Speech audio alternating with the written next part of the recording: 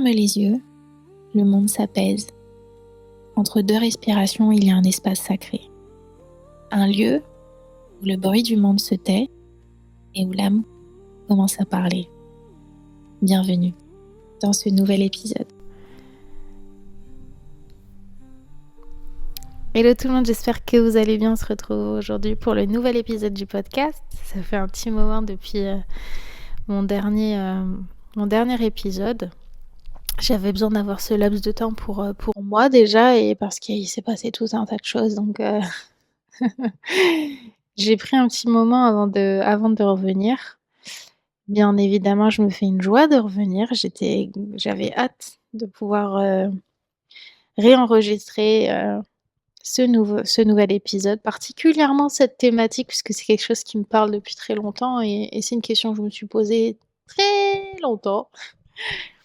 Et je pense que beaucoup de gens confondent aujourd'hui ces deux concepts quand on vit la situation, à savoir quand on ressent un vide intérieur et au contraire quand on est en paix intérieure. Et en soi, dans le concret, je pense que dans ce que l'on vit concrètement au quotidien, ça peut se ressembler.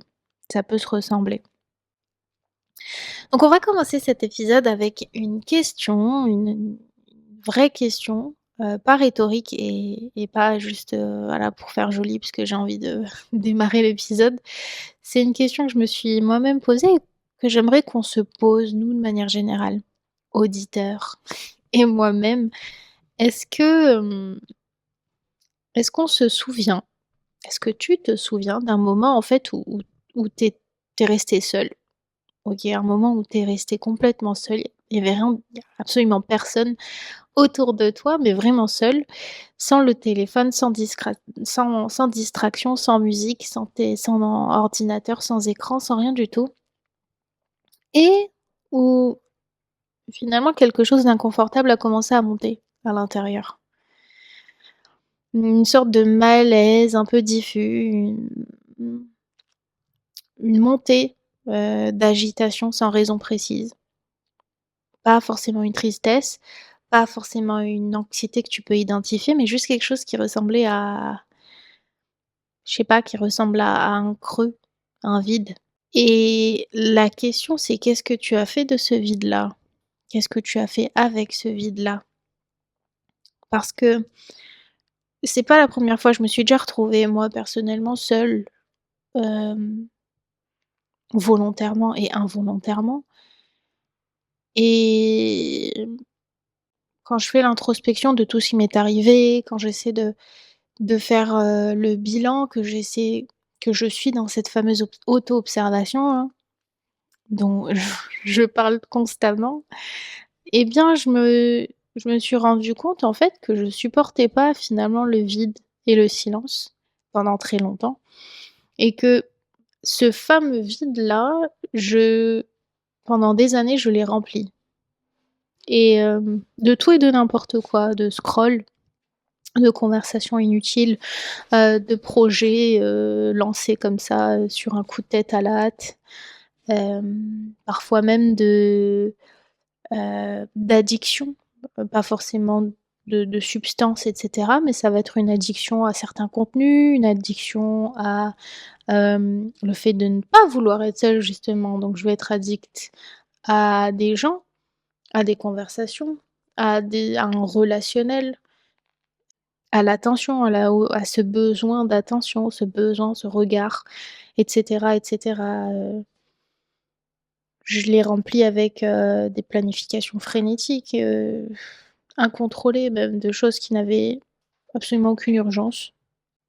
Parce qu'au fond du fond, et je pense que j'en parle dans l'épisode sur la peur, le vide fait peur et je pense que le vide, pendant très longtemps, me faisait peur et puis un jour, en fait, je vous ai raconté un petit peu toutes mes petites aventures, spirituelles et introspectives, mais je suis tombée, en fait, sur un article et que j'avais déjà lu, mais que j'ai relu. Et quand je vous dis que des fois, on n'est pas prêt à voir certaines choses, on n'est pas prêt à entendre certaines choses, bien qu'on les voit et qu'on les entende, Quand on n'est pas prêt, on n'est pas prêt et ça rentre pas. Et cette fois et c'est une sourate, hein, dans le Coran. Quand je l'ai lu, en fait, il y a quelque chose qui m'a traversé l'esprit et j'essaie d'aller au-delà quand je lis, j'essaie d'aller chercher la symbolique et j'essaie de comprendre pourquoi est-ce que tel mot a été utilisé plus qu'un autre. Et l'idée, cette sourate, c'est par le rappel d'Allah que les cœurs trouvent la quiétude ou parfois on traduit par «trouve la tranquillité». Sourate Ar-Ra'd, le verset 18. Et je me suis dit: «Mais en dehors de ce rappel, les cœurs ont besoin de trouver la quiétude et si les cœurs ont besoin de trouver la quiétude, c'est qu'ils ne l'ont pas nécessairement de manière, automatique, de manière innée. Quand bien même on a la fitra, au-delà de tout ça et parce qu'on est dans quand on vit en société, on vit en communauté et cetera, si on a besoin de chercher d'aller chercher cette quiétude, c'est que quelque part on ne l'a pas. Et ça veut aussi dire qu'à l'intérieur même de l'être humain, il y a quelque chose qui cherche ça, quelque chose qui manque, quelque chose qui attend d'être apaisé. Et peut-être que ce vide que je moi-même fuyais pendant très longtemps, c'est pas vraiment un problème à régler. C'est peut-être une voie, c'est peut-être une direction, c'est une porte qu'il faut que j'aille en fait, explorer. Du coup, voilà, dans cet épisode aujourd'hui, je veux qu'on aille dans ce territoire-là ensemble, qu'on aille explorer cette porte ensemble, le vide intérieur, la paix intérieure et surtout la confusion entre les 2. Parce que je crois qu'on les confond énormément et c'est pas une thématique, c'est pas un sujet que j'entends très souvent, dans les podcasts ou de manière générale, les gens n'abordent pas cette thématique-là, je pense de façon enfin naturelle parce qu'on va pas nécessairement se poser la question. Donc voilà et dans cette confusion parfois, je trouve que cette confusion peut nous coûter très, très cher, peut coûter, beaucoup d'incertitudes et je pense que on va parler de ce qu'est vraiment le vide, de comment on comble sans jamais le guérir, de ce que l'islam dit de ce vide et il en dit beaucoup de choses. Parfois, en fait, avec beaucoup, beaucoup de précision et c'est très étonnant quand on s'y attelle, quand on creuse un peu le sujet et de comment on construit une vraie paix à l'intérieur de nous. À partir de ce vide, à partir de la conscientisation qu'il y a un vide. Qu'est-ce que c'est que la sakina? Et pas juste une paix de surface un peu superficielle, mais de quelque chose qui est très, très réel. Au contraire, qui est profond et qui devrait être recherché par tout le monde. Le vide. Ce que tu ressens et pourquoi tu l'évites. Donc on parle beaucoup, et je l'ai déjà dit, on parle beaucoup de bien-être, de développement personnel sur les réseaux sociaux, de ce qu'ils appellent mindfulness, prendre soin de soi. Mais encore une fois, je trouve qu'on parle pas nécessairement du vide. Ou très, très peu, on n'a pas beaucoup de sujets sur ça. Je sais pas si c'est parce on n'essaie pas de le matérialiser ou parce qu'on a très peu d'informations sur ce sujet ou c'est parce qu'au contraire, on n'a pas envie d'avoir d'informations sur le sujet, donc on n'en parle pas si souvent que ça. En fait, quelque part, c'est comme si le vide était déjà une forme de capitulation et que si on parle de ce vide, si on l'admet, bah, c'est une forme d'abandon. Mais je pense que c'est au contraire super important de pouvoir nommer le vide. Le vide à l'intérieur. Je vais essayer tout du moins de vous faire comprendre ce que moi, ma définition, encore une fois, c'est mon podcast et et je parle de ce que je ressens. Je vais vous donner ma définition du vide. Je peux ne pas être, en accord avec vous et dans ce cas-là, c'est normal. C'est tranquille, c'est chill. Mais Voilà, l'idée c'est qu'on puisse, se poser et discuter ensemble. Donc le vide intérieur, c'est pour moi, en fait, c'est cette sensation, parfois très subtile, très, très subtile, latif, parfois écrasante de manque, hem, mais qu'on ne peut pas qualifier, sans objet précis, en fait. C'est un manque qu'on ne peut pas vraiment toucher et c'est pas forcément de la tristesse, même si, ça y ressemble beaucoup et ça peut y ressembler. La tristesse, en fait, généralement, elle a une cause. C'est, très souvent lié à une histoire, un visage, un objet et cetera. Le vide, lui, c'est quelque chose de beaucoup plus vaste, plus diffus. Il est là quand tout va bien, objectivement, heu, un travail, une famille, une vie stable. Pourtant, il y a cette question qui revient souvent la nuit, très souvent quand on se retrouve seul, quand il y a plus aucune distraction autour de nous. On se pose plein de questions, mais c'est surtout il y a une forme d'insatisfaction de ce qui remplit nos vies et on se dit: «OK, c'est tout». Je dirais que c'est un peu le sentiment d'être à côté de nous-mêmes, de pas être complètement aligné forcément, on n'est pas aligné, mais ça on le conscientise pas. Hem, c'est en gros on vit notre vie, mais pas vraiment de l'intérieur. D'être, occupé tout le temps, mais jamais vraiment présent. D'attendre quelque chose sans savoir quoi derrière.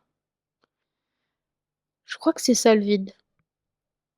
En psychologie, contemporaine humaine, on parlerait, je pense, d'un état, d'anédonie légère et c'est un déficit, de sens ou une déconnexion de soi-même, en fait. C'est une déconnexion de soi. Hem, Viktor Frankl, c'est un psychiatre, des années, je crois enfin, en gros, c'est un survivant des camps de concentration de la Deuxième Guerre mondiale et il avait nommé ça le vide existentiel. C'est dans un je l'avais lu dans un article. Le vide existentiel, c'est une forme de frustration de la de cette volonté de l'être humain à vouloir avoir du sens et à chercher du sens dans ce qu'il fait, dans ce qu'il est aussi. Parce qu'encore une fois, Allah subhanahu wa ta'ala nous a créés avec un objectif et c'est surtout il a créé une forme de servitude de l'être humain et quand on sert pas à ce qu'on est censé servir, on est toujours à la recherche de quelque chose à servir. Donc techniquement, on est toujours à la recherche de la paix, on est toujours à la recherche, de quelque chose qui vient combler ce vide que l'on peut nécessairement ressentir et ce psychiatre, pardon, il observait dans les années 50 que c'était devenu une espèce d'épidémie silencieuse parce qu'on finalement, on n'en parle pas, dans les sociétés modernes, en fait. Ce vide existentiel qu'on peut pas toucher et qu'on peut pas vraiment, qualifier. Mais bon, l'idée c'est pas de rester dans le registre clinique et scientifique, psychologique, psycho-cérébral, parce que bon, c'est pas nécessairement comme ça qu'on le vit, mais, on le vit, de manière générale dans le corps, dans le ventre, dans dans ce système limbique émotionnel et dans cette légère pesanteur, par exemple le dimanche soir, dans l'incapacité de rester immobile, sans être assailli par une envie de faire quelque chose, tout et n'importe quoi dans ce regard vague, qu'on a parfois, devant son propre reflet. Je veux quand même insister sur le fait que je pense que le vide, on le connaît tous et toutes, mais voilà, encore une fois, on n'en parle pas. Parce que je pense on a peut-être honte, on a peut-être peur d'admettre qu'il existe. Peut-être qu'on n'a pas forcément envie de le toucher aussi, qu'on n'a pas forcément envie de l'admettre, d'admettre l'existence d'un vide dans nos vies. Pourquoi le vide, il est vraiment réellement inscrit à l'intérieur de nous? Je veux vraiment parler d'un concept islamique qui, selon moi, éclaire tout le reste et ce concept, c'est la fitra, c'est cette nature primordiale de l'être humain. C'est la disposition originelle, c'est vraiment l'aspect par défaut de l'être humain qui est à l'intérieur, pardon, de chacun de nous et qui est conditionné par le Ruh. Cette disposition, elle est orientée vers Allah de manière, je dirais native, innée, structurelle, même, constitutive de l'expérience terrestre de l'être humain. Pourquoi je te parle de fitra quand on parle de vide? Parce que,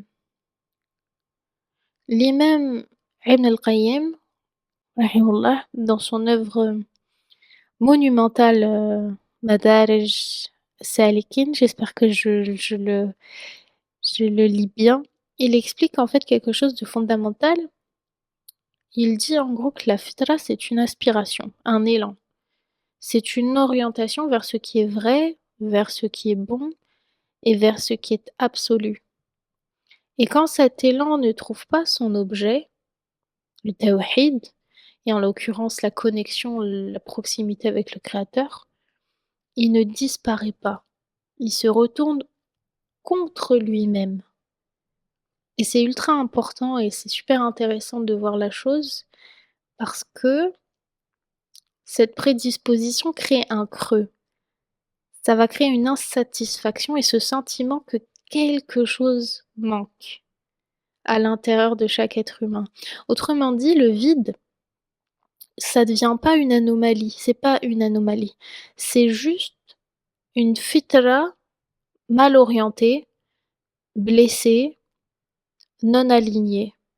Ce qui veut dire que techniquement, c'est à la portée de tout le monde.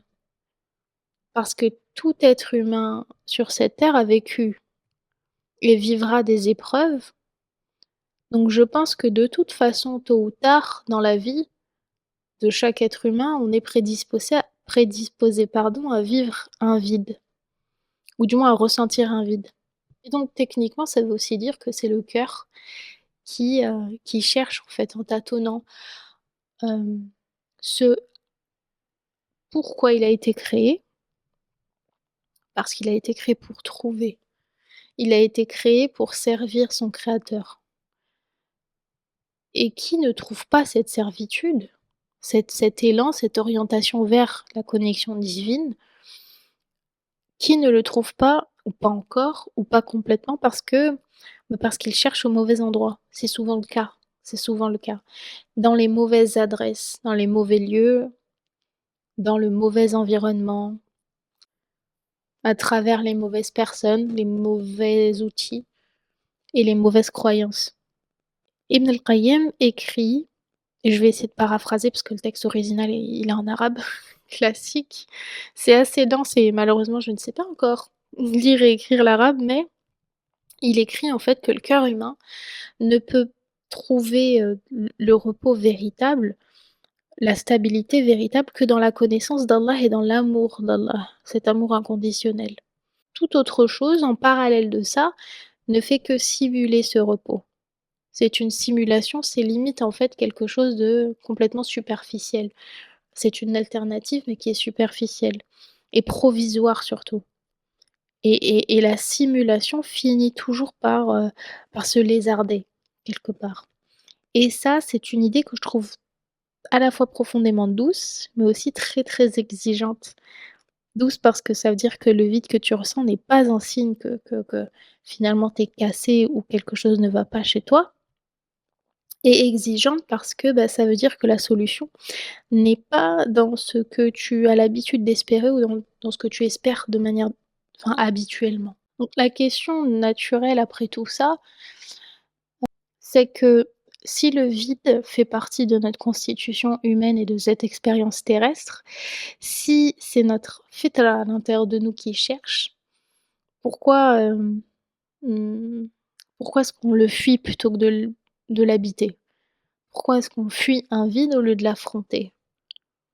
Parce que le vide, on en a peur et que je pense au fond, ça nous fait un peu mal de savoir que l'on a un vide. Il y a une raison, je pense neurologique face à ça et je veux pas m'attarder là-dessus, mais pour les curieux et les curieuses, quand techniquement, quand le cerveau n'est pas stimulé, quand il y a pas de tâches, quand il y a pas d'écran, quand il y a pas d'input, de stimulus extérieur, il active en fait ce réseau, paradoxalement, est souvent associé à des pensées négatives. Parce que je vous ai dit, c'est le voile de l'être humain qui fait que dans tous les cas, on raisonne ce que l'on véhicule et cetera et cetera. Donc de toute façon, quand on n'est pas en fait aligné, quand on n'est pas au bon endroit, on va raisonner des mauvaises fréquences et enfin, on va plutôt véhiculer, on va émettre des fréquences négatives qui sont très basses et donc par résonance, on va attirer à nous des fréquences négatives basses également. Ce qui veut dire qu'on a beaucoup plus de chances d'être amené à avoir des pensées négatives que positives. C'est un petit peu le cas quand on rumine, par exemple, la rumination, l'auto-évaluation critique, quand on est tout le temps très, très dur avec soi-même. Rester, finalement avec soi-même sans rien faire, c'est souvent se retrouver face à ce qu'on évite de penser. Clairement, parce que du coup, on est face à nous-mêmes. Être face à nous-mêmes, c'est très souvent être face à ce que l'on est, à nos défauts, à ce que l'on n'arrive pas à accepter chez nous et cetera. Parce que l'être humain, par défaut, il a beaucoup plus de facilité à tomber dans la négativité que dans la positivité. À cause du qarin, à cause du nafs, à cause de tous ces stimulus négatifs qui existent et qui le prédisposent finalement, qui le testent dans la dunya. Et les chercheurs, de l'université de Virginie ont en fait mené une étude très fascinante et très intéressante qui a été publiée en 2014 et dans cette étude, en fait, ils ont placé des participants dans une pièce vide et ils leur ont donné, le choix entre rester assis avec leurs pensées ou se donner à eux-mêmes de petites décharges électriques et dites-vous que 2 tiers des hommes et un quart des femmes ont préféré les décharges électriques plutôt en fait que de rester seuls avec leur esprit pendant 15 minutes. Ils ont préféré la souffrance physique à la confrontation, finalement mentale avec eux-mêmes, c'est fou. Donc techniquement, ça veut dire qu'on préfère largement se faire du mal physiquement, plutôt que de rester avec notre propre intériorité, tellement c'est puissant. C'est un truc de fou. Je vous laisse méditer là-dessus. Et dans ce contexte, l'époque qu'on vit aujourd'hui dans la société, c'est finalement une machine à fuir. Et je l'ai déjà dit, dans un des précédents podcasts. Aujourd'hui, on a tellement d'outils qui nous distraient entre le téléphone, l'hyperconnexion, la culture de la productivité permanente, l'IA, les réseaux sociaux, les stimulus qui sont constamment présents dans notre vie, on n'arrive pas en fait, on est obligé de subir les notifications toute la journée et surtout pour nous, ça devient limite normal. Les pièges maintenant, l'idée c'est de savoir comment on vient combler sans jamais guérir. Pourquoi est-ce qu'on n'arrive pas à guérir? Bon, je vais te parler de 3 grandes catégories de pièges et ce sont pas des jugements moraux, hein, c'est juste, certaines facilités, certains mécanismes qui sont même parfois valorisés socialement, ce qui les rend d'autant plus insidieux. Grosso modo, premier piège que l'on se crée et que l'on trouve complètement normal, c'est la suractivité. Être occupé tout le temps. Voilà l'objectif. Être occupé tout le temps, tous les jours, à tout moment. Projet, objectif, liste de tâches, ambition. Le travail en fait, le travail devient limite une religion. La productivité, ça devient ton identité. Ça devient on glorifie en fait, cette suractivité. Finalement,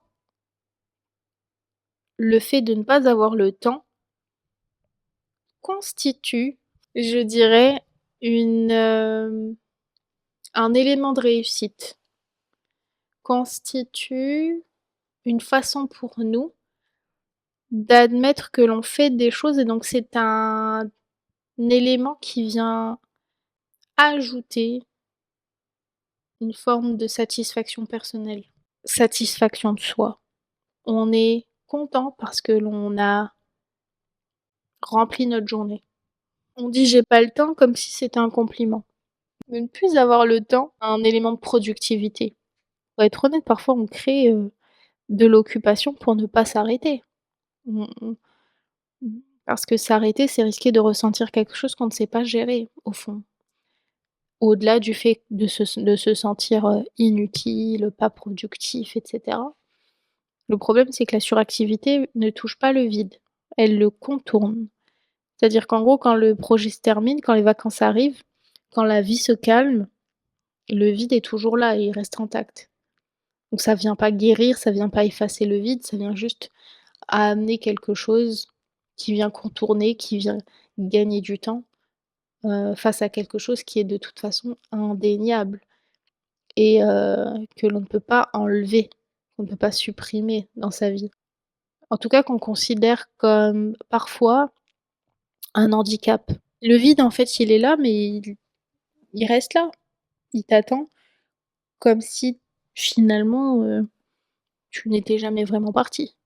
Donc la suractivité c'est un piège, c'est surtout quelque chose qui vient fatiguer le corps et l'esprit et je pense que la charge mentale, elle est très souvent c'est une conséquence et une résultante, de cette suractivité. Deuxième piège, c'est la dépendance, affective et sociale. Chercher, refuge dans les relations humaines, dans, l'amour, romantique, dans l'amitié, dans la validation des autres et dans tout ce que ton créateur peut te donner, finalement. Dans tout ce que tu dois rechercher auprès de ton créateur et pas auprès de la créature. Attendre qu'une personne te complète, te définir, par, ton appartenance à un groupe, par les likes que tu peux avoir sur tes posts, par le regard des autres, par le compliment des autres. Et je dis pas que les relations humaines ne comptent pas. Elles comptent énormément, l'islam le reconnaît pleinement. Mais quand tu attends, d'un être humain qu'il comble lui ton vide existentiel, le vide que tu recherches, enfin que tu ressens, tu finalement tu lui donnes beaucoup de pouvoir. Déjà de un, il y a un transfert de pouvoir qui se fait entre toi et cette personne-là et tu lui demandes quelque chose qu'il ne peut structurellement pas te donner. C'est superficiel et tu crées en fait cette dépendance sur des conditions qui sont illusoires et de toute façon, techniquement et avec le temps, ça va t'épuiser toi et la personne en l'occurrence en face de toi. Parce que tu lui donnes une forme de responsabilité, tu te rends dépendante d'elle, énergétiquement parlant de toute façon, tu draines et son énergie et tu draines ton énergie. Ibn Qayyim a écrit dans Fawaïd, celui qui s'attache à un autre par amour désespéré sans que cet amour soit fondé sur l'amour d'Allah subhanahu wa ta'ala, cet amour deviendra nécessairement une source de tourment. Parce que une créature ne peut pas porter le poids de ce qui est dû au créateur. Et c'est ultra fort parce que c'est quelque chose que j'avais jamais vraiment, enfin que j'avais jamais déjà j'en ai jamais réellement parlé. C'est une manière d'aborder ce décalage, ce désalignement d'une façon très perturbante parce que c'est la vérité. En réalité, il est des choses qu'Allah seul est en capacité de porter et de donner et l'être humain, parce qu'il a peur de ce vide et qu'il a peur d'admettre qu'il a un vide, cette résistance fait que de toute façon, il va y transférer en fait un pouvoir superficiel, trop lourd à porter par la créature en soi et c'est pour ça que la dépendance affective, C'est un fardeau, c'est un boulet à la fois pour la personne qui est dépendante, mais aussi et surtout pour la personne, en fait, qui, devient objet de dépendance.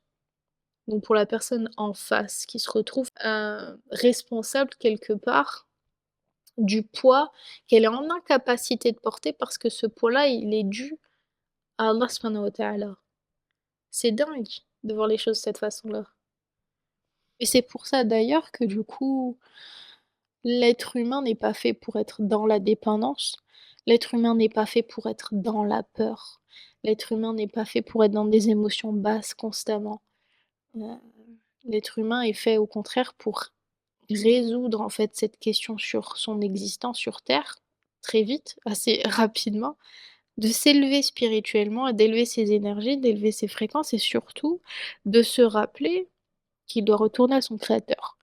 Parce que c'est de cette façon-là qu'il va réussir réellement à augmenter ses énergies, qu'il va réussir à s'aligner et qu'il va devenir le khalifa. Parce que du coup, il sait que dans sa manière de voir les choses, dans ses croyances, dans ses intentions, dans ses actions, eh bien, tout ce qu'il va entreprendre devient l'extension de la volonté de son créateur. Donc tout ce qu'il va faire répond à l'existence même, enfin à la raison même de son existence sur Terre. Tout devient naturel, tout devient plus simple, tout devient plus clair. Quand ce n'est pas le cas, c'est qu'il y a quelque chose qui est désaligné, c'est quelque chose qui ne va pas. D'où le fait de travailler sur ses émotions, d'avoir une maîtrise de ses émotions, mais pour pouvoir maîtriser ses émotions, et je l'ai dit des centaines de fois, il faut connaître les différents mécanismes, il faut savoir qu'est-ce que les émotions, pourquoi est-ce qu'elles sont là, de quoi est-ce qu'elles sont constituées et comment faire pour les maîtriser. Donc on enchaîne, le troisième piège, c'est cette spiritualité de surface. Je veux l'aborder avec beaucoup de patience, beaucoup de douceur parce je pense qu'il nous touche directement dans nos communautés et dans nos vies. Comment expliquer ça?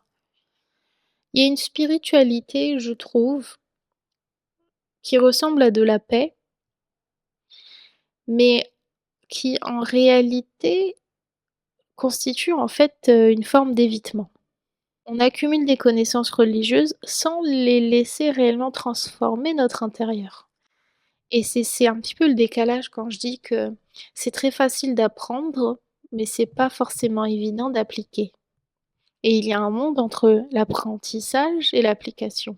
On peut très bien lire, on peut très bien s'instruire, on peut très bien savoir ce que c'est que l'alignement, on peut très bien savoir ce qu'il faut faire pour atteindre l'islam, l'ihsan et l'iman, mais on ne peut pas réellement, dans la constitution de ce que l'on est, toucher à cette paix intérieure sans prendre en considération ce qu'il faut maîtriser à l'intérieur de nous. Et donc la maîtrise de l'intérieur de nous, bah, c'est forcément, faire face à des éléments qui nous constituent. Quand on s'intéresse de toute façon à la spiritualité, à la religion, il est évident on ne peut pas s'intéresser à certains préceptes sans les avoir goûtés, sans les avoir touchés, sans les avoir expérimentés. Et donc parfois, on n'a pas de mal à parler de religion sans pour autant avoir réellement appliqué ce qu'elle constitue. Et je parle beaucoup d'ego spirituel, le nefs spirituel, on fait, les, en fait, on fait les apparences de la pratique, sans vraiment être dans la prière, présent dans la prière. On se rassure avec des discours qui sont spirituels, sans descendre dans les profondeurs de son cœur, de ce qui constitue l'intérieur même de son cœur. Parce que du coup, ce que les savants appellent parfois la religiosité de surface, l'ego spirituel, c'est une ibada du corps, sans passer par le qalb, sans passer par le cœur. Et ça, c'est possible. C'est possible de pratiquer sa religion par mécanisme et pas par automatisme, mais pas par vocation, par conviction. et donc du coup, ça peut coexister avec un vide intérieur profond. L'un n'est pas incompatible avec l'autre et en fait, ça peut même le masquer beaucoup plus efficacement que tout le reste, que tout, ce que l'on a pu dire jusqu'à présent et ce n'est pas c'est pas juste enfin, c'est pas un manque de foi, c'est surtout, une douleur humaine très réelle, profonde, terrestre, mais qui mérite d'être regardée en face et au lieu au lieu d'habiller, cette, cette douleur par, une apparence pieuse et cetera, il faut parfois, pour réellement comprendre ce que c'est que la religion islamique, il faut se comprendre soi-même et donc se comprendre soi-même, c'est d'affronter ce que l'on est au plus profond. Pourquoi maintenant les gens confondent la paix intérieure et le vide intérieur? Ce piège de la confusion, confondre l'absence de douleur avec la paix. C'est un petit peu ça. Le vide intérieur, c'est un peu l'absence de douleur. On peut ne plus ressentir le vide et croire qu'on est en paix. Mais l'absence de souffrance aiguë n'est pas la paix. C'est une forme d'anesthésie. Et c'est super difficile de pouvoir le détecter. C'est super compliqué de détecter ça chez nous. C'est d'une subtilité invisible, imperceptible. On peut être dans un état de torpeur, ni malheureuse ni heureuse vraiment, entre les deux. Fonctionner, continuer de cocher les cases, ne pas souffrir, mais ne pas vraiment vivre non plus. Et on peut appeler ça de la stabilité. On peut aussi confondre la paix avec le confort. Se construire une vie sans frottement, sans remise en question, sans inconfort. Éviter, tout ce qui dérange, les conversations qui sont difficiles, les introspections qui sont profondes, les révélations spirituelles qui nous demandent réellement de changer de l'intérieur. C'est pas vraiment de la sérénité. La vraie paix, elle s'acquiert et on va en parler en détail dans la dernière partie, mais c'est pas l'absence de tempête. C'est pas l'évitement du réel, c'est à travers c'est une stabilité qui existe malgré les tempêtes, à travers les tempêtes. C'est avec la difficulté qu'il y a une facilité. C'est quelque chose qui est radicalement différent et différenciant et pas évident pour tout le monde. Et cette confusion, croire qu'on est en paix parce qu'on ne souffre pas ou parce qu'on ne regarde pas, cette confusion-là, en fait, nous maintient dans un entre-deux, dans une espèce d'ambiguïté, ni vraiment en douleur, ni vraiment en vie. C'est de la survie, mais inconsciente. Parce que survivre, mmh, c'est peut-être aussi, quelque part prendre conscience qu'il y a des choses qui sont pas, évidentes dans la vie et continuer de persister. Là, on n'est même pas dans la survie, on est dans une espèce de phase, un peu, on est un peu dans les limbes, un peu en stase, anesthésié, c'est ça en fait le mot. C'est une anesthésie. Et une dernière chose en fait que j'aimerais aborder avant de passer à autre chose, c'est de mais avant de tourner vers la lumière, c'est de rester un petit peu dans ces émotions basses et de parler de la honte. J'ai parlé de la peur, heu et je voulais faire des épisodes spécifiques sur, les différentes émotions d'énergie basse. J'aborde un petit peu ce passage dans cet épisode. La honte, de ressentir le vide alors qu'on est, dans la religion, qu'on est musulman et qu'on est censé être complet. Alors qu'on a la foi, qu'on a le Coran, on a la Sunna. On est extrêmement chanceux d'être, je trouve, né ou alors d'être tombé dans cette religion, «tombé» entre guillemets. Alors que l'être humain, en tout cas le musulman par défaut, devrait être normalement en paix. S'il suit les préceptes, s'il comprend sa religion et cetera, le musulman devrait être en paix. Cette culpabilité qui est un petit peu étrange. Si je me sens vide, c'est que ma foi ne suffit pas. C'est que je suis ingrate, que je n'y crois pas vraiment. Cette culpabilité s'ajoute au vide et le rend encore plus lourd. La présence pour moi, et je vais dire ça avec beaucoup de fermeté, la présence du vide ne dit rien sur la qualité de ta foi. C'est pas parce que tu ressens un vide que il y a des choses qui sont bizarres et qui sont pas droites, qui sont, le prophète et les prophètes eux-mêmes ont traversé des états d'épreuve intérieure. Moussa alayhi salam, il a crié à Allah dans sa détresse. Younous a appelé depuis, les ténèbres en fait du ventre à l'intérieur de la baleine.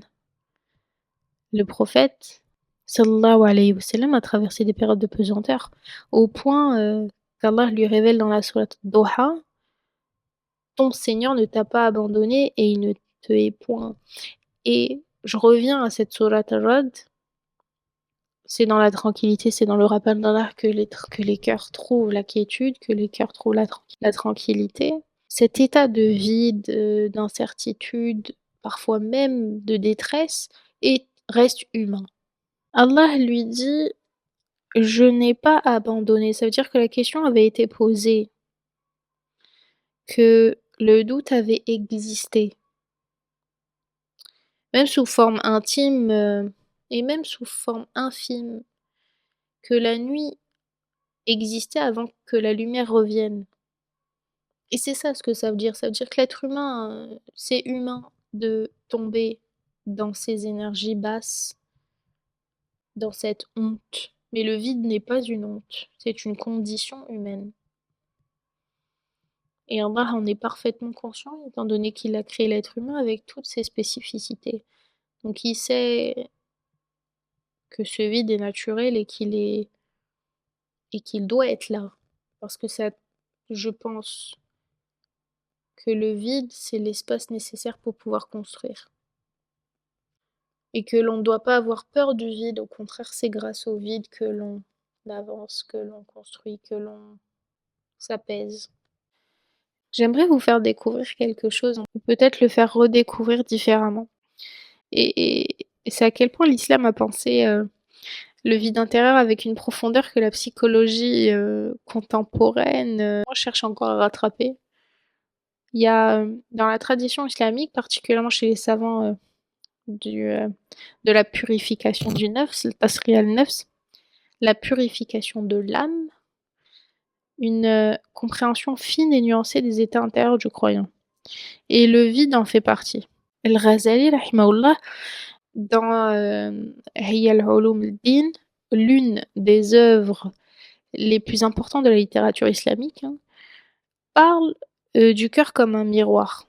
Et il explique que le miroir, quand il est voilé, et j'en ai parlé, par les péchés, par tout ce qui peut exister dans la dunya, par l'attachement de la dunya, etc., par la distraction du cœur, ce miroir ne peut plus refléter la lumière divine. On sait que la lumière ne passe pas quand il y a cet objet opaque.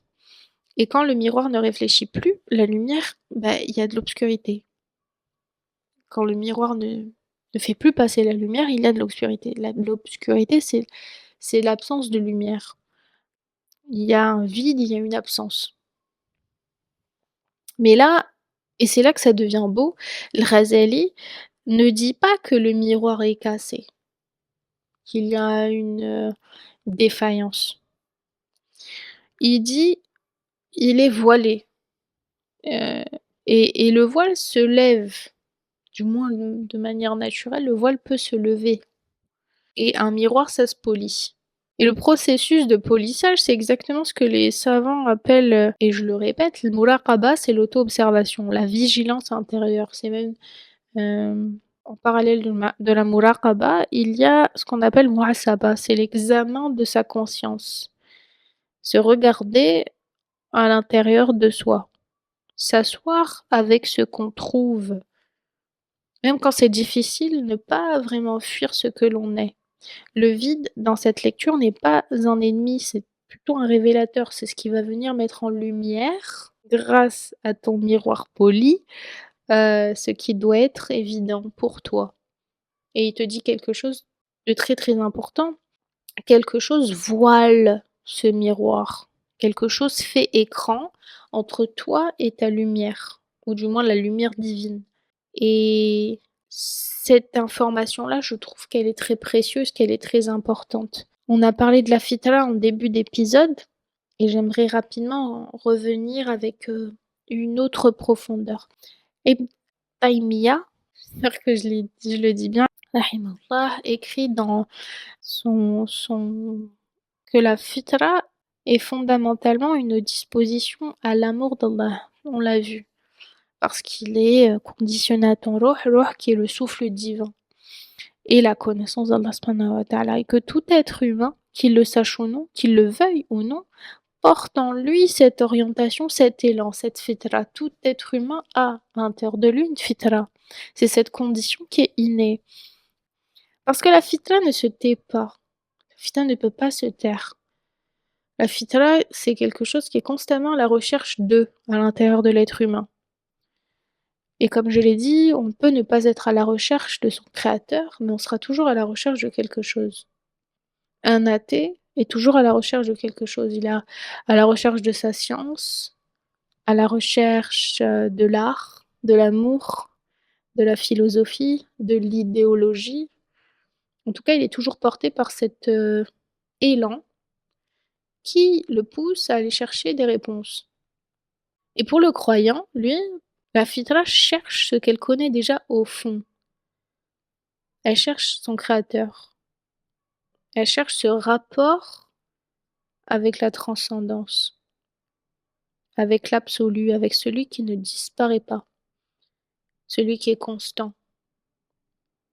Et le vide que tu ressens dans tout ça, le vide que tu ressens, c'est peut-être simplement la distance entre où tu es aujourd'hui et ce vers quoi ta fitra tend. C'est pas une condamnation, c'est plutôt une orientation, c'est une boussole, c'est une distance entre ce que tu fais et ce que tu dois faire quelque part. Et je trouve ça beau de voir les choses de cette façon-là. Je trouve ça absolument magnifique de se dire, ok, le vide, c'est une condition terrestre naturelle, qu'il est une conséquence directe de la condition humaine, et surtout, peut-être un outil de purification intérieure, un outil qui te permet d'atteindre cette branche de réalité, d'atteindre cette volonté divine, d'atteindre cette lumière divine. Parce que sans vide, on se rend pas compte, on prend pas conscience. Sans distance, on ne prend pas conscience. Sans le temps, on a du mal en fait à évoluer. Je veux voir le vide comme une forme d'invitation. Je pense que c'est important de pouvoir changer de regard sur ça. Et c'est grâce à ce changement de regard et en se disant, ok, le vide, c'est quelque chose d'apaisant, c'est quelque chose qui vient te calmer, qui vient calmer ceux qui recherchent, calmer l'agitation qui peut se retrouver à l'intérieur de chaque être humain pour pouvoir mieux appréhender l'environnement, mieux appréhender les tenants et les aboutissants, les enjeux, etc. Prendre du recul sur les choses permet de voir un petit peu mieux ce qui se passe. Avec un peu plus de recul, on a une meilleure perspective et donc le vide, je pense, aide à agrandir ses perspectives. Au lieu d'être quelque chose en fait à éliminer, c'est plutôt quelque chose à accepter, c'est plutôt une invitation à gentiment s'accorder. Une invitation à descendre plus profond que là où tu veux aller de manière habituelle, à aller au-delà du fonctionnel, à chercher ce qu'il y a derrière les tâches, les projets, les rôles sociaux, pour toucher quelque chose de beaucoup plus essentiel, de beaucoup plus existentiel à l'intérieur de toi. Ta relation avec ton créateur, ton rapport avec ta propre existence, la question de pourquoi tu es là, ce que tu veux vraiment laisser derrière toi, ce qui compte. Dans le soufisme, et je précise, je parle ici des savants qui sont reconnus dans le cadre du Coran et de la Sunna, hein, pas de ceux qui dévient, et cetera. Je vous ai beaucoup parlé des soufis, mais Dans un cadre, je parle très souvent de l'intériorité islamique et pas nécessairement des différentes déviations et tout ce qui peut s'ensuivre, mais il y a un concept qu'on appelle el khulu ou el khalwa, si je dis bien les choses, si je prononce bien. C'est la solitude volontaire, la retraite spirituelle. Et l'une de ses fonctions premières, c'est de créer un espace où le vide peut émerger, pour être traversé plutôt que fui. Parce que quand tu traverses le vide au lieu de le fuir, quelque chose de différent arrive. En tout cas, on voit différemment. Tu découvres ce qu'il y a derrière, en fait, ce vide. Et ce qu'il y a derrière ce vide, quand on ne le fuit pas, quand on commence à habiter ce vide avec patience et avec confiance, le sabr, le tawakkul, c'est souvent quelque chose qui est inattendu. En tout cas, on se rend compte que l'on est en capacité d'affronter des choses que l'on n'avait jamais affrontées jusqu'à présent ou que je pense qu'on n'a jamais réellement vu. On n'a jamais vraiment compris ce que c'était. Et au final, c'est un peu ah, mais finalement, c'est un peu comme si. C'est comme quand on appréhende pardon, une situation, et qu'une fois en fait que l'on affronte cette situation, je dis ok, ouais, c'est pas si. Ça va, c'est pas si mal. C'est pas si ouf. Et je pense que c'est la même chose. Le premier pas est tellement long et compliqué à prendre, mais une fois qu'on est dedans, une fois qu'on est dans le bain, c'est pas si mal. Une fois qu'on est dans le bain, on apprécie l'environnement et on apprécie un petit peu mieux ce qui se passe. On obtient une forme de clarté. C'est ça, le vide nous permet d'obtenir une forme de clarté. Une question importante qui attendait d'être posée. Un attachement qui devait être lâché, un appel vers Allah qu'on n'entendait plus parce que on s'arrêtait jamais assez longtemps pour l'écouter.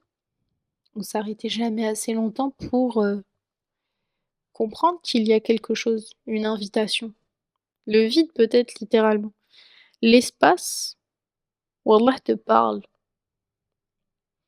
Et on n'entend pas Allah subhanahu wa ta'ala quand on est en train de scroller, quand on est tout le temps distrait, quand on est sans arrêt en train d'essayer de s'occuper. Très souvent, c'est des moments où on a la tête dans le guidon et on est en mode autopilote, donc on voit pas, on n'entend pas, on conscientise pas, on ne voit pas, on n'apprend pas, on n'applique pas. On arrive maintenant au cœur de l'épisode, le Sekina. Parce que j'ai beaucoup parlé du vide, mais l'idée maintenant c'est d'essayer de comprendre la paix. Le mot vient de la racine Sekena, qui signifie s'apaiser, se stabiliser, habiter. C'est la même racine que Mskin, le pauvre, celui qui est arrêté, qui n'a plus de mouvement. Et c'est aussi la même racine que Sukun, la quiétude et l'immobilité. Donc c'est quoi le tronc commun là-dedans, dans Sekena, Miskin et Sukun? C'est quelque part l'absence de mouvement, la stabilisation. La Sakina dans le Coran, c'est la sérénité divine qu'Allah subhanahu wa ta'ala descend dans le cœur du croyant, qalb. C'est pas quelque chose que tu produis, c'est pas quelque chose que l'on peut acheter, que l'on peut créer nous-mêmes. C'est vraiment quelque chose qui vient d'Allah subhanahu wa ta'ala, qui vient de notre Créateur, c'est lui qui nous accorde le sakina.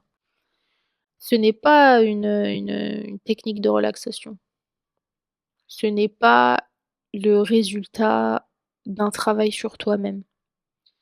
C'est quelque chose qu'Allah fait descendre. Enzela, dans ton cœur quand les conditions sont réunies, évidemment. C'est lui qui a fait descendre le sakina dans les cœurs des croyants. Surat al-Fath, verset 4. Et dans la Surat al-Tawbah, verset 26, il dit « Puis Allah fit descendre sa sakina sur son messager et sur les croyants. » Deux choses importantes à retenir dans ce verset. Premièrement, le sakina, c'est un don d'Allah. C'est lui qui l'a fait descendre. C'est pas une conquête personnelle, c'est pas quelque chose que l'on peut atteindre. Deuxièmement, elle descend dans le cœur. Dans le cœur, le qalb. Elle descend pas dans la tête. Elle descend pas dans les circonstances de ta vie. Elle descend dans ton cœur. Ce que ça veut dire concrètement, c'est que la paix intérieure, la vraie paix intérieure n'est pas contingente à ce qui se passe autour de toi. Elle n'est pas conditionnée à ton environnement et à la dunya. Elle n'est pas conditionnée à la créature ni à la création. L'absence ou la présence de choses dans ta vie. Elle n'attend pas que ta vie soit réglée. El Sakina n'attend pas que ta vie soit réglée. Elle n'attend pas que tes problèmes soient résolus, que tu aies atteint tel ou tel objectif dans ta vie. Elle peut exister dans ta difficulté. Et c'est là, en fait, la beauté de cette religion, la beauté du Coran, la beauté des enseignements islamiques. El Sakina, ce don d'Allah subhanahu wa ta'ala, qui tranquillise les cœurs, eh bien, elle est présente même dans ta difficulté. À travers l'épreuve, elle existait dans les cœurs des Sahaba au moment de la bataille, au moment de la peur, au moment du danger. Ils avaient quand même Sakina dans le cœur. Et donc ça veut dire que c'est pas l'absence de tempête. El Sakina, c'est la stabilité dans la tempête. C'est la facilité à l'intérieur même de la difficulté. Et du coup, quand on prend conscience de ça, on a envie de savoir ce que c'est que les conditions. Si le Sakina, c'est un don d'Allah subhanahu wa ta'ala, comment est-ce qu'on crée les conditions pour la recevoir? Et je vais te parler de 3 axes, pas, pas exhaustifs, mais les plus fondamentaux, je pense, selon moi, ce qui permet d'augmenter tes chances de pouvoir ressentir le Sakina. Premier axe, c'est le dhikr. Le dhikr, c'est la mention d'Allah subhanahu wa ta'ala, le rappel constant. Les savants expliquent que le dhikr véritable engage le cœur. Et c'est là en fait où c'est important parce que le sakina, c'est un don d'Allah, c'est un don qui arrive dans les cœurs du croyant. C'est un don qui arrive, qui descend dans le cœur du croyant. Le dhikr est lié au cœur. C'est pas seulement juste la répétition mécanique avec la bouche, avec ta langue. C'est une présence, c'est une attention orientée vers Allah. C'est un peu comme la doua. Doua qui est l'appel de ton âme, mais c'est surtout un état d'âme. Le doua, c'est pas seulement se poser, s'asseoir et faire une demande à Allah subhanahu wa ta'ala, c'est un état que l'on doit atteindre, un état de conscience. Ibn al-Qayyim décrit le dhikr comme la qut al-qalb, la nourriture du cœur. C'est beau. C'est vraiment la nourriture du cœur. C'est une personne qui ne fait pas et une personne qui ne fait pas de dhikr, dit-il, ressemble à un corps qui se nourrit pas. Il s'affaiblit, il se vide, il rétrécit. Alors que rappelez-vous, la transcendance, elle augmente les perspectives. Elle élargit les perspectives. La peur rétrécit, la transcendance augmente, élargit. Et bien en fait, c'est la même chose. Le dhikr permet justement d'atteindre ce stade, en tout cas accélère, permet de conscientiser et d'atteindre ce niveau d'état d'âme de transcendance versus la peur qui rétrécit tes opportunités, tes croyances, etc. On l'a vu. Le vide que tu ressens parfois, c'est peut-être juste un cœur affamé. C'est un cœur qui n'est pas nourri avec les bonnes choses. Et la sakina, elle commence là. Elle commence en fait à nourrir ton cœur à l'intérieur de toi. Le, le deuxième axe, si vous le savez, c'est le tawakkul. La confiance totale, absolue en Allah subhanahu wa ta'ala, la délégation à Allah, c'est se dire Allah subhanahu wa ta'ala a un plan qui est parfait et je fais partie de ce plan. C'est pas la passivité, hein. Le prophète sallallahu alayhi wa sallam nous a dit d'attacher le chameau et de faire confiance à Allah. Donc il nous demande d'agir tout en sachant que le résultat n'est pas entre tes mains. Donc il agit parce que tu fais la cause, mais tu t'attaches pas au résultat de cette cause. Cette distinction change en fait ta perspective à l'intérieur de toi. Quand tu es convaincu que ce qui doit arriver arrivera, que Allah pourvoit, que rien ne t'échappe et que tout ce qui t'était destiné ne t'échappera pas. Rien ne t'atteint qui ne t'était pas destiné et quelque chose se relâche. Du coup, quand tu prends conscience de ça, il y a quelque chose qui se relâche, il y a une pression qui redescend. Réellement, cette résistance, cette souffrance que l'être humain s'impose se détache petit à petit de lui. Et c'est une tension permanente, c'est un contrôle anxieux de tout. Parce que quand on est anxieux, quand on ressent de l'anxiété, c'est parce qu'on veut contrôler. C'est un... On veut contrôler parce que l'on a peur de l'inconnu. Et c'est une lutte en fait constante contre le cours des choses, contre le cours naturel des choses. Je pense que le tawakkul, c'est une des clés de l'sakina. Parce que beaucoup de notre agitation intérieure vient de ce qui résiste à l'intérieur de nous. La souffrance, c'est une résistance. C'est une forme de résistance de l'être humain. C'est parce que l'être humain résiste à ce qui est censé être naturel au cours des choses qu'il crée à l'intérieur de lui une souffrance, une tension. Et quand on est dans le tawakkul, il y a un relâchement. On relâche cette tension. On abandonne l'attachement. Et du coup, forcément, on abandonne cette résistance.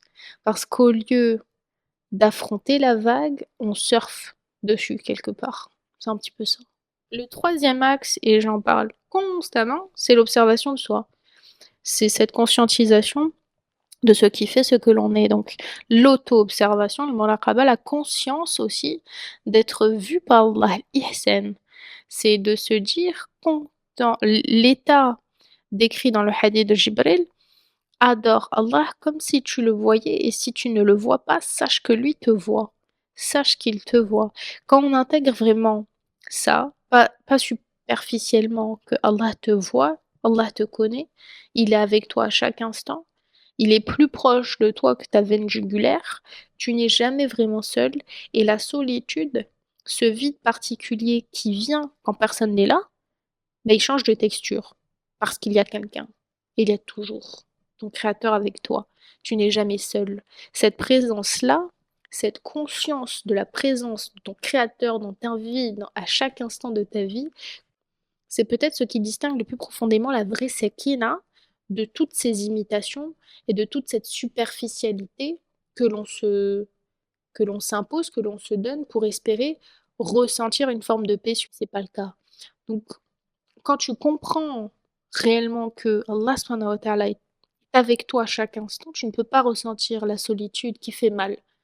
Tu peux ressentir de la solitude, ce vide, cette intériorité, etc. Mais tu ne ressens pas ce vide, cette sensation d'être abandonné, d'être seul face à toi-même, parce que tu n'es jamais seul. Allah est le meilleur des protecteurs et il suffit. Il te suffit. Je vais finir cet épisode par quelque chose de très pratique, pas juste une liste comme ça de conseils qu'on va jamais vraiment appliquer, mais quelque chose à faire, mais vraiment. Je t'invite à essayer, je vous invite tous à essayer quelque chose dans les prochains jours. La prochaine fois que tu ressens un vide, cette agitation diffuse, ce malaise que tu peux pas pointer, tu peux pas comprendre, tu peux pas, sans objet en fait, que tu ne peux pas objectiver, ne le remplis pas immédiatement. Donne-toi 5 minutes. Juste 5 minutes. Assieds-toi, pose ton téléphone, tu respires et demande-toi qu'est-ce qui est là. Non pas pour l'analyser frénétiquement, non pas pour résoudre quoi que ce soit, juste pour regarder, juste pour l'accueillir. Et pendant ces 5 minutes, Commence doucement le dhikr. Subhanallah, alhamdulillah, Allahu akbar, la ilaha illallah. Pas juste un pilote automatique, mais essaie de faire ce dhikr avec du sens, en ressentant réellement ce que tu es en train de dire avec la présence, le muraqaba. Et observe ce qui se passe dans ton cœur. Regarde en fait s'il y a une tension, une forme de tension qui s'allège, s'il y a quelque chose qui se détache et mmh, je dis pas que le vide va s'enlever, va disparaître et je pense que c'est pas l'objectif. L'objectif aujourd'hui, c'est pas de se dire: «OK, le vide intérieur, c'est pas bon, c'est niet, c'est négatif et la paix intérieure, c'est l'objectif». Vraiment réellement, et ce que j'essaie d'expliquer à travers cet épisode, c'est que certes, on a tendance à confondre les 2, mais la paix intérieure est forcément conditionnée à une forme de vide intérieur. C'est qu'il y a un lien, c'est qu'il y a une correspondance entre le vide et la paix. C'est que je pense pour être en paix, il faut affronter le vide. Il faut pas avoir peur d'avoir cet espace, de créer cet espace pour s'entendre et entendre son créateur. Là est la vraie question. Là est le vrai élément différenciant. Le vide n'est pas une émotion négative, c'est limite une condition existentielle à cette forme de paix, à l-sakina, que tu peux atteindre dans ta vie. Parce qu'il faut que tu sois dans un état de conscience. Pour que tu sois dans un état de conscience, il faut que tu te laisses le temps et l'espace. Si tu n'affrontes pas ce vide, je pense que tu ne pourras jamais entendre ce qui hurle dans le silence à l'intérieur de toi. Et que c'est que en affrontant cet inconfort pour certains que tu seras à même de créer les conditions nécessaires pour accueillir le sakina dans ta vie. La paix intérieure ne se conquiert pas, elle se reçoit. Et pour la recevoir, il faut d'abord arrêter de fuir euh, l'espace, le vide, où elle peut descendre. Parce que c'est grâce à ce vide qu'elle pourra descendre. On arrive à la fin de cet épisode. Je t'ai parlé du vide, ce creux que tu connais, que on a souvent honte en fait de reconnaître, que tu passes peut-être ta vie à remplir, mais il faut comprendre que ce vide n'est pas une anomalie, que c'est justement la fitra qui cherche à l'intérieur de toi, que c'est un miroir qui attend d'être poli, que c'est une porte qui attend d'être franchie, pas nécessairement un mur. Je t'ai parlé des pièges, de la suractivité, les dépendances affectives, la spiritualité de surface, la confusion entre l'anesthésie et la paix. Pas pour te juger parce que moi aussi, j'ai été dans ces pièges souvent, et très souvent même, j'y reviens parfois encore et pour, qu'on soit, lucide ensemble, je trouve que c'est important de pouvoir, en parler ce soir. Je t'ai parlé de la sakina, cette paix qui n'est pas une absence de douleur, mais c'est une présence d'Allah subhanahu wa ta'ala dans ton cœur. Cette sakina ne dépend pas de ce qui se passe à l'extérieur, mais de ce qui s'est construit à l'intérieur de toi. Le macrocosme est un reflet de ton microcosme qui se reçoit dans le dhikr, dans le tawakkul et dans la muraqaba. Et je vais finir cet épisode avec quelque chose que j'aurais aimé qu'on me dise plus tôt dans ma vie. Tu n'es pas cassé. Ton vide ne dit pas que tu n'as pas assez de foi, que tu n'es pas assez bien ou que ta vie est ratée. Il dit que tu es humain ou humaine et que Allah subhanahu wa ta'ala a créé en toi une aspiration si profonde, si fondamentale qu'aucune créature, qu'aucun projet, qu'aucun succès ne pourra jamais le combler complètement. Et Dieu seul peut la remplir. Prends soin de toi, prends soin de ton cœur et reviens de temps en temps t'asseoir avec toi-même, sans rien remplir. Juste pour écouter ce que ton âme essaie de te dire. Wallahu a'lam. Allah est le plus savant. Je vous souhaite une excellente semaine, Inch'Allah, bi'idhnillah, je reviendrai très vite. Plus vite que la dernière fois en tout cas. J'espère que cet épisode vous aura plu et à très, très vite. Bye bye.